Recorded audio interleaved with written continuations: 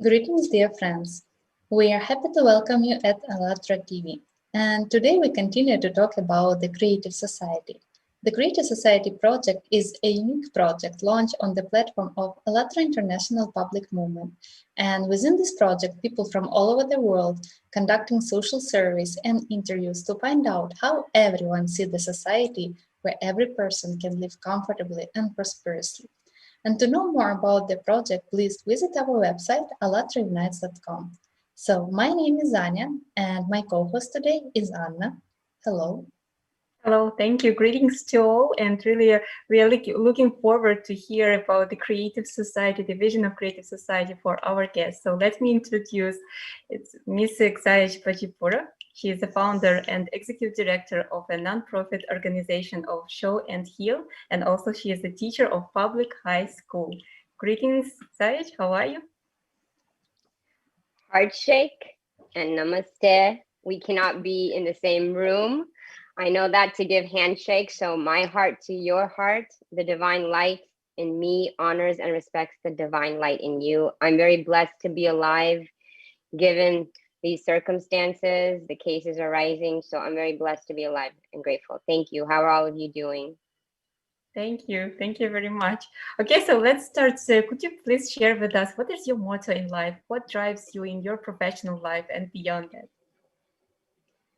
My personal motto is that I see a connection between myself and others.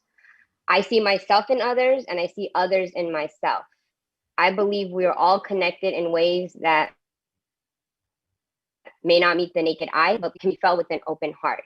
And this philosophy that I hold truth to me based on my lived experiences of working with youth from all over the world and having friends from various backgrounds, again, motivates me to show this interconnectedness of us as human beings. Yeah, thank you. So that's why we're, for the name of our today's conversation, like all humans are connected. Thank you. And also, to know more about your activities, we prepared a collage with your picture. So we really will be happy to hear your comments on it.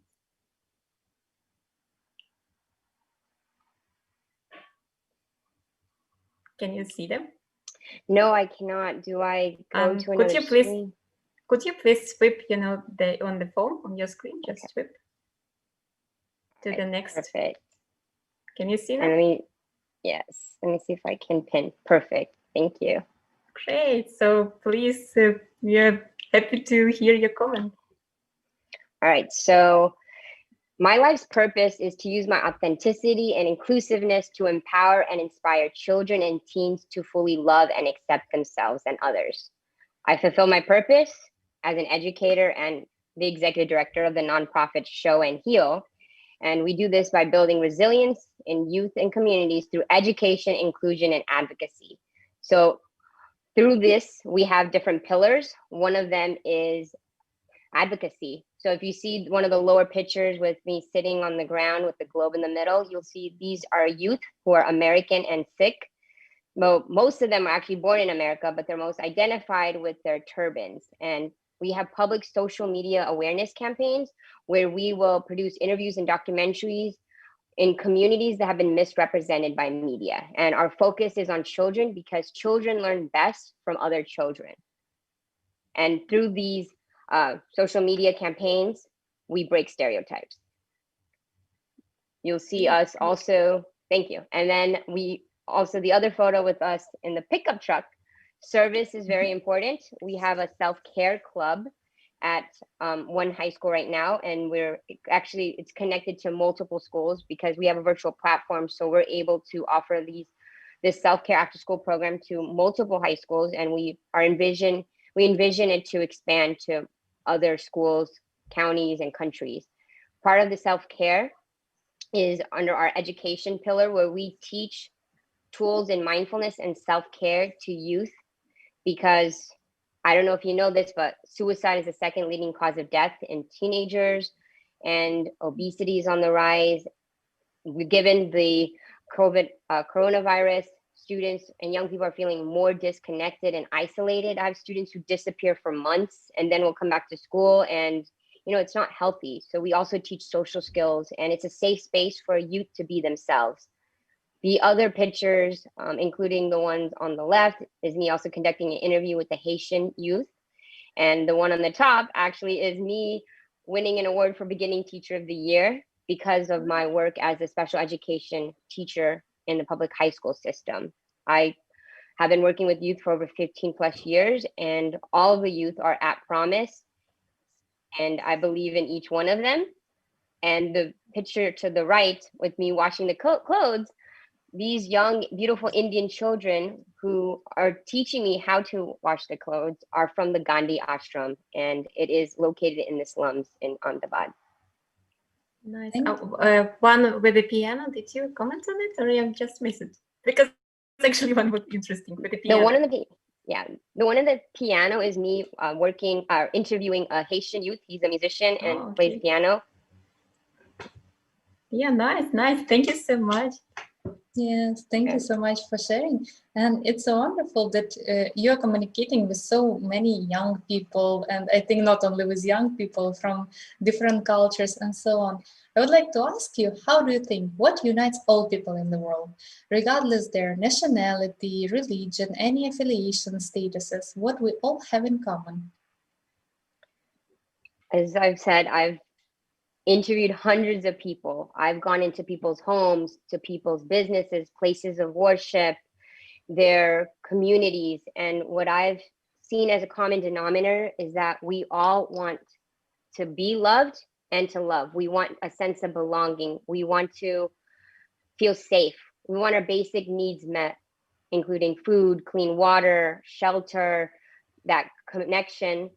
And also we want to be understood and seen authentically. I know sometimes we grow up with different values and belief systems, but I think we are all on this journey together as individuals, and there's multiple paths to this ultimate destination that is within us. And what I've learned is that something may work for someone else and it might not work for another person. And it's very important for us to be open-minded, and I like to use the word open-hearted, because we truly do want peace. Everyone, every culture I've interviewed, the people from all diverse backgrounds, sexual orientations, religions, caste, abilities, income, we all want peace. That's true. Definitely. I totally agree with you. And, that's really, this thing is really, connects us and really unites us. So that's why, if we are striving for a peace society, so actually, how do you envision a creative society where every person would have this possibility to live peacefully, to live secure and have a fulfilled life? So please, it's very interesting to hear your vision of creative society as on this question is answering like in the whole world people. Yeah, I love the creative society. I love this idealized version of what humanity can be. I've seen peace in so many places where even you would think like, how could this happen, right? Like I've seen people that have had very low income and they were even more joyful than people who are living in mansions, right? And I believe I've seen peaceful, because of what we do with Show and Heal, we have a lot of harmonious dialogues about diversity and other issues that are facing our young people. There is peace. There is peace already. And I feel like imagine if everyone believed in this equality and believed that every human life has a value. And that is part of what we do with Show and Heal, is that we realize that all children are created equal. And the idealized future that I envision a future where we invest in children so every child has equal worth, equal opportunity, and equal acceptance, ultimately leading to shared prosperity. And it begins with education, right? Every child should have equal and high quality education, resources, and teachers, rather than having to work at a very young age or be a child soldier or even human trafficked. Yes. I know this is possible. Yeah, thank you. It's really wonderful, like everyone, I just came from a question, like as you said about education, so such spheres like education, medical care, how maybe you see them, because they are so much essential for every person to feel really secure and really to have their own possibilities. Could you please share? Yeah, I tell my students that none of us choose our race or our gender. I mean, now we can choose our gender, but we didn't choose our skin color or our sex or which family we were born into. And so why is it that certain populations will have better access to healthcare, right? Or to housing or to education? And there are studies that show racial bias begins as early as 3 months. So even infants are able to show bias because based on who they're exposed to.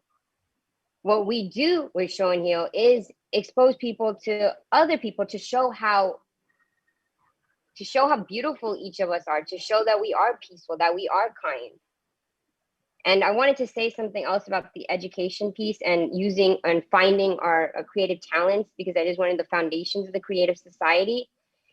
Currently, students will leave high school and not even know what their unique gifts are or strengths. And they won't know what they want to pursue in college or in their life. And many of them feel defeated because they base their worth on their test scores and grades. And I really teach from day one about multiple intelligences, which only 2 of those are really tested on in schools, which is the logical and linguistic. If youth are really able to spend that time through self-exploration like we do through Show and Heal programs, then the youth will be able to discover those unique gifts and strengths and then be able to fulfill their purpose in life and make the world a better place.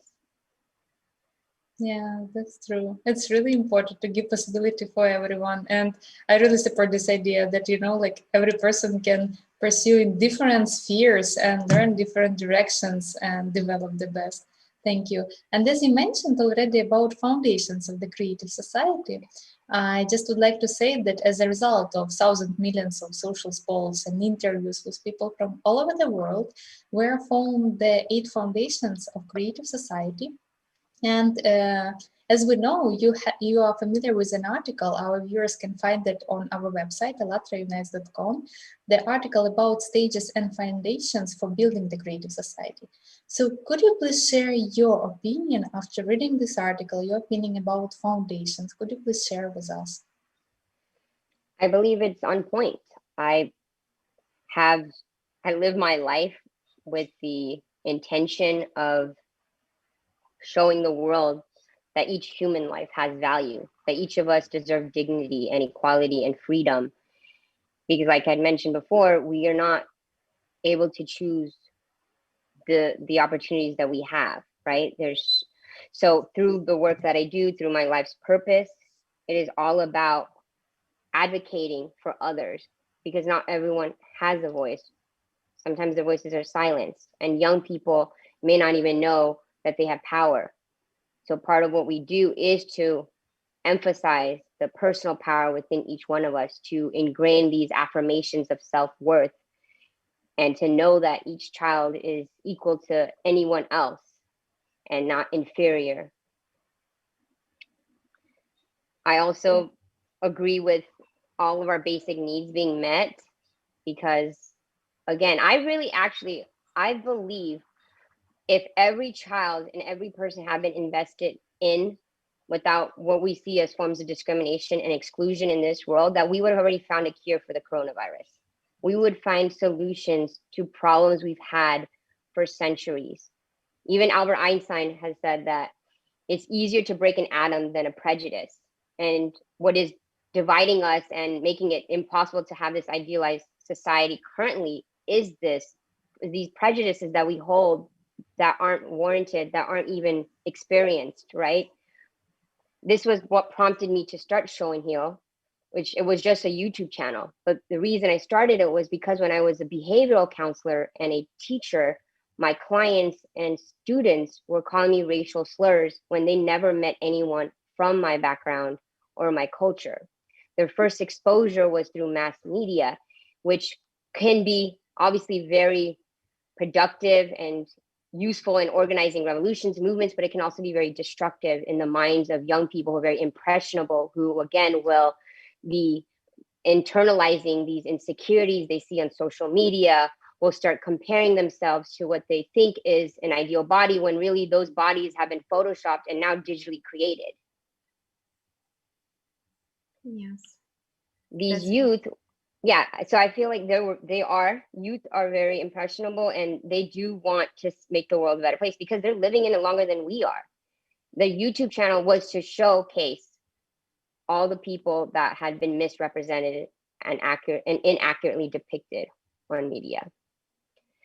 Mhm. Okay. And And let's maybe come back. You already mentioned about the human life, so it should be the highest value in the world. So it's definitely true, and actually this is a first foundation, right? So could you please open, if the human life would be the highest value without any exception, so how do you see the changes in the world? What can it bring? we would put people before profits. We would care about the environment, because a lot of what we're doing, yes, we're creating a lot more technology and there's many advancements, but a lot of those systems are also creating environmental damage, and there are people who are living next to those factories or to those locations, and it's harming us. So I believe we'd be more conscious of each one of us and who's around us, and we'll realize that we are interdependent, interconnected. I've said this many times before too, that if you look at anything that you own, like this computer, this phone was made in China, and there are Chinese employees killing themselves who are suicidal in the Apple factories, right? Our clothing is made in Bangladesh or India. Kids are making our soccer balls. Our coffee, again, is picked, or chocolate is picked by children. And even here in America, there are children migrant workers. We have to realize that we are all interdependent, interconnected, because we each help one another without you realizing it. Even those businesses that are maybe racist or homophobic, their consumers are from those communities, from all different backgrounds. I believe that the world would shift if we do value human life. We would be more open and loving and kind, and we would also look at the consequences of our actions. I love the Native American philosophy, where any action they do, they look, what was the impact to the next 7 generations? What would be the impact on the next 7 generations? So if they're wasting the resources that we have, whether it's water, land, or trees, like how is that going to affect the next 7 generations? It's really true that how important that we really value each human life. As from your words, it's like everything is changing. All the spheres are changing. Every approach is changing everything. Just if human life really becomes the highest value, and also here comes the question. So, as you're communicating with many people, what conditions should be created in society that every person really feels secure in all the aspects, in social, psychological, emotional, in all the aspects? Some of the core values that I believe in and we implement through Show and Heal are inclusion, equity, diversity, authenticity, education, and belonging. And we really must be able to accept, sorry, I'm sweating because I don't use the air conditioning in my apartment, but inclusion is about acknowledging, accepting, and embracing the unique person that each one of us is. And then to also actively seek out people that may not look like us, have different lived experiences, and include them in our companies, on our boards of nonprofits, in our schools, in different activities and spheres in our life. There's also equity, knowing that yes, everyone should have an equal chance at whatever the opportunity is, but there are inequities in access to resources, and that we must bridge the gaps between these cultures, ethnicities, and other identities. Diversity is very important, because diversity is not a burden. I think a lot of people will believe that diversity is killing off certain other backgrounds, but it's not like that. Diversity is a blessing that we have. It's beautiful. It makes our world more vibrant. If you look at the spices that you cook with, the cuisines that you crave, where your clothing is from, your style, all of that is from other cultures. And to celebrate the similarities and differences, it would be a boring place if we all looked the same and did the same things and all acted the same way. to celebrate all of the holidays, the events, the festivals. And then authenticity is very important too, that we each need to be authentic to ourselves, and who we show up as is who we are. And so that, I think that would also reduce people's what is it called, their walls. It would lower people's walls, because we would be who we are. We wouldn't have to doubt who that person is in front of us, whether they have other intentions. So that's very important to us, to be ethical and to be authentic. And then education, obviously I already went over that, but education is opening our eyes and hearts to the beauty of diversity through storytelling and teaching of these self-care tools, and focusing on mental health. Because what I've learned as a teacher, students earn extra credit for taking care of themselves every week. And the students have noticed drastic change. They've slept better, they're eating healthier, cooking their own meals, they're exercising, their grades have improved, their focus has improved, they feel better about themselves, they're learning how to be with themselves. And especially during this time, you're not able to distract yourself. I know I'm not able to distract myself with all the events that I used to go to and all the classes that I would take. Now I'm with myself, and how do I spend that time with myself? What are the thoughts that I'm feeding? How we see ourselves in the mirror, and the thoughts that we feed ourselves is as important as what we feed our bodies. And then belonging. I really believe another foundation is belonging, where we feel safe and we feel like we belong, where we don't feel like other people are telling us to leave this country or telling us that we don't deserve the opportunities that they deserve. So I really believe belonging is very important, and offering that safe space digitally and in person is what we do through Show and Heal. And so that young people can feel comfortable and secure in their own skin. We believe in Frederick Douglass's quote that it is easier to build strong children than to repair broken men. When I reflect back on my journey, I realized that when I was their age, I wish I had a teacher or a mentor who was like me, who focused more on my mental health, and rather than my test scores or where I went to college, because then I would have probably made different decisions in my life. And these self-care tools that I practice and I'm constantly learning, the youth are actually actively seeking them out, and they want to learn more about it, and they want to feel more connected, and they want to be healthier. Yeah. And they want to belong. Mm-hmm. So, just I understood that, like how it's important that all tools, what we have in like in society, to use it really for the benefit of society, because really we have many things, what to deal with. And firstly, as education, what you mentioned about.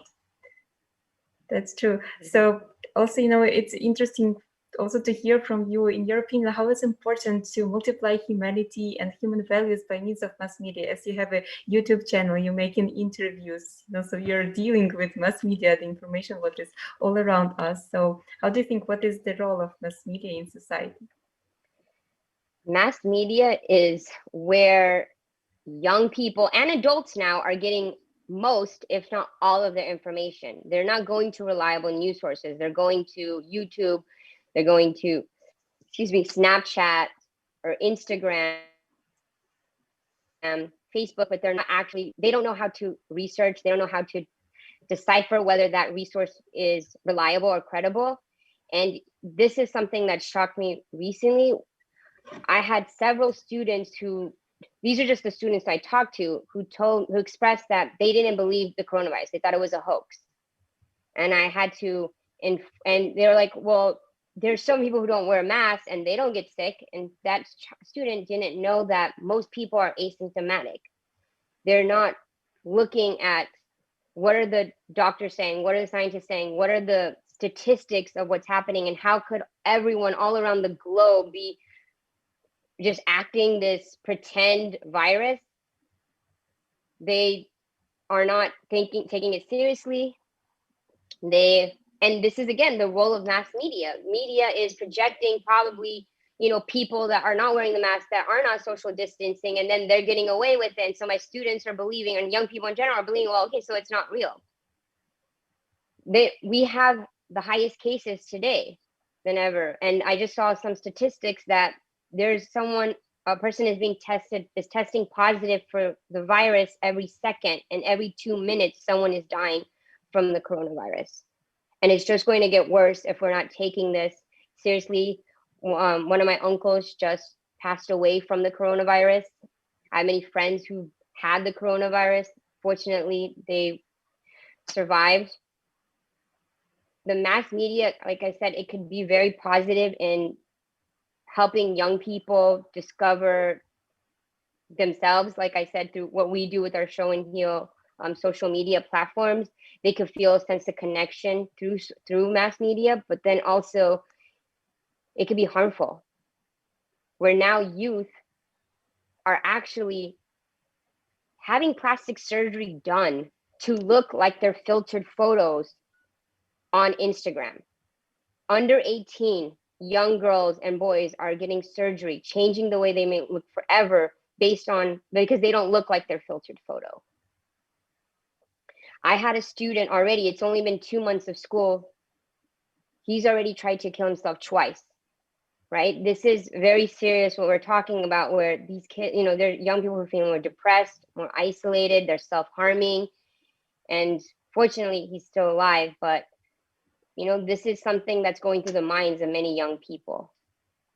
Yeah, and that's why it's so important, as you're saying, as you're creating this supportive atmosphere, when actually people can communicate, when people can connect with each other. And sometimes it's very important just to be able to speak to someone.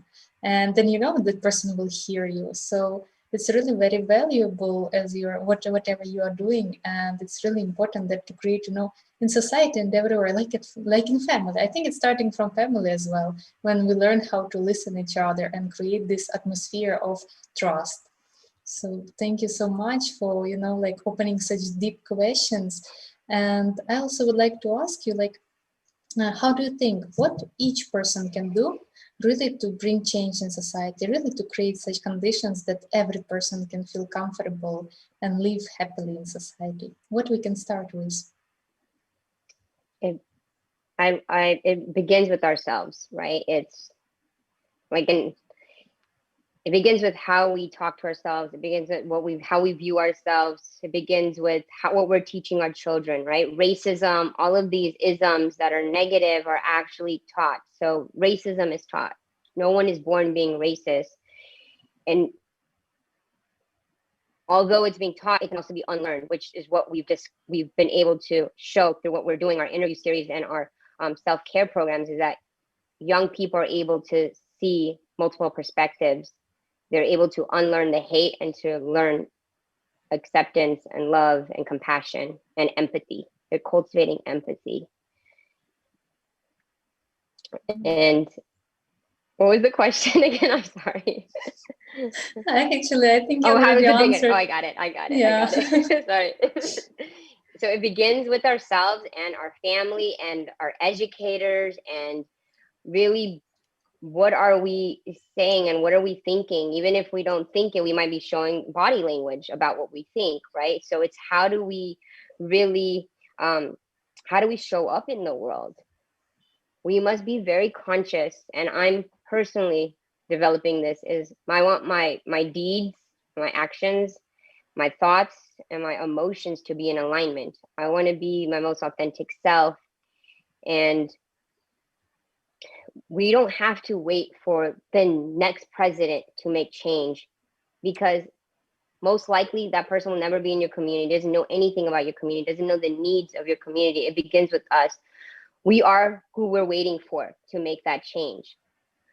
For Show and Heal, I could have waited till I made millions and billions of dollars to start Show and Heal, and that would have probably been a better idea, a more useful idea, because then I would not have to look for so much funding and support. But I knew that what I was seeing needed to be done today, now. I did not wait as a teacher, I'm self-funding, and of course, we're looking for more support in many different aspects. So if you're interested, I will explain what my contact information is. I could have waited, but I'm seeing it every day, and I couldn't wait for somebody else to do it. I was responsible, and I'm in such a role where I'm interacting with hundreds, thousands of youth, which is why I chose to create Show and Heal and to create the programs that we do create.